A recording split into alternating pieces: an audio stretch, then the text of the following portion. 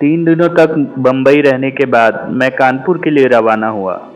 बम्बई में कोई विशेष बात नहीं हुई। मैं जिस गाड़ी से चला उसका नाम बम्बई मेल है। काफ़ी तेज है। रात का तो मुझे पता नहीं, परंतु दिन में इतनी धूल गाड़ी में आती है कि शायद स्त्रियों को पाउडर लगाने की आवश्यकता न पड़े। मुझे हल्की हल्की नींद आ रही थी कि गाड़ी एकाएक खड़ी हो गई और जोरों का शोर हुआ। जान पड़ा कि कहीं लड़ाई हो गई है। यद्यपि गोली या तोप की गड़गड़ाहट नहीं सुनाई पड़ी, परंतु कोलाहल ऐसा ही था। मैं अपने डब्बे के फाटक पर आ गया। देखा कि मुसाफिर लोग इस जोर से डब्बे की ओर चले जैसे क्षय के कीटाणु कमजोर फेफड़ों पर आक्रमण करते हैं। ऐसे समय मुझे एक बात देखने में आई जिससे मेरे रोंगटे खड़े हो गए। मैंने कभी भूत पर विश्वास नहीं किया। अनेक कहानियां भूतों की पढ़ी है, परंतु उन्हें कभी मैंने सच नहीं समझा।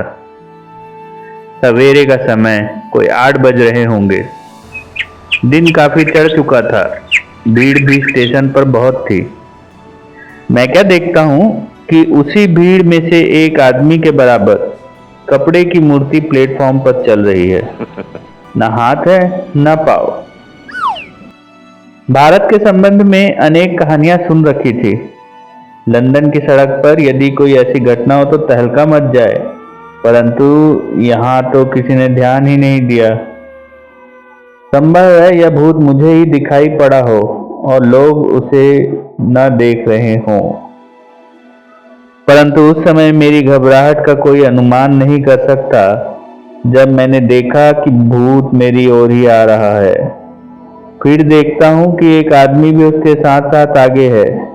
उस आदमी की बहुत लंबी दाढ़ी थी।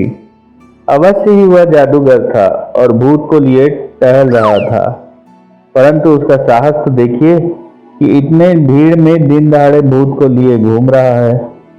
देखते देखते वह जादूगर आगे आगे और भूत पीछे पीछे मेरे डब्बे में के दरवाजे के आगे पहुंच गए। मेरे रोंगटे खड़े हो गए। पसीने से कमीज भीग गई।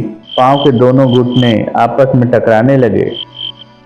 मैंने आंखें मूंद ली, मुंह गाड़ी के भीतर की ओर कर लिया और अंदर से हैंडल जोर से पकड़कर दरवाजे से सटकर खड़ा हो गया। 1 मिनट भी ना बीता होगा कि बाहर से किसी ने दरवाजे पर धक्का दिया। मेरे हृदय की गति रुकने लगी। आंख खोलने का साहस न हुआ। किसी दैवी शक्ति की प्रेरणा से हैंडल को अधिक जोरों से पकड़ लिया।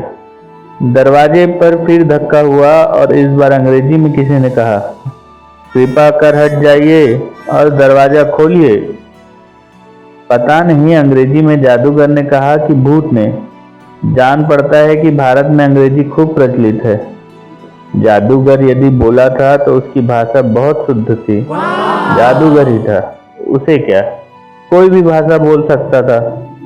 परंतु मैं दरवाजा खोलकर अपनी जान क्यों आफत में डालता।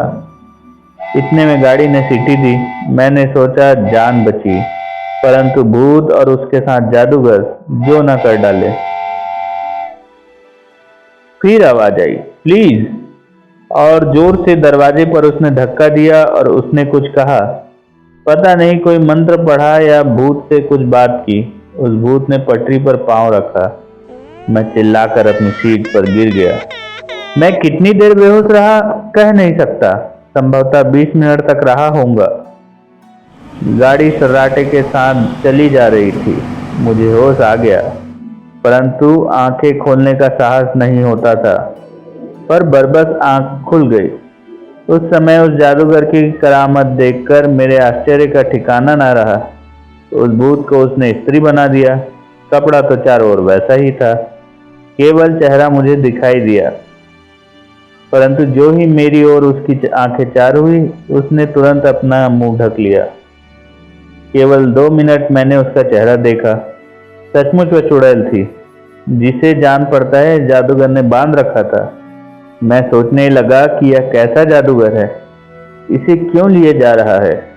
इसने यदि इसे बनाया है तो कपड़े से ढकने की क्या आवश्यकता थी। मैं अपनी सीट पर बैठ गया। इधर उधर देखकर एक उपन्यास निकाला, पर पढ़ने में जी नहीं लगा। थोड़ी देर बाद उसी ने मुझसे पूछा, आप कहाँ जाएंगे? मैंने कहा, मैं कानपुर जाऊंगा। मैं चुप रहा। मुझे पूछते भय लगता था, कहीं मुझे कुछ बना न दे। सोचते सोचते मुझ में कुछ साहस आया। मेरा पिस्तौल मेरे बक्स में था, वह गार्ड के डिब्बे में था। नहीं तो कोई कठिनाई न होती।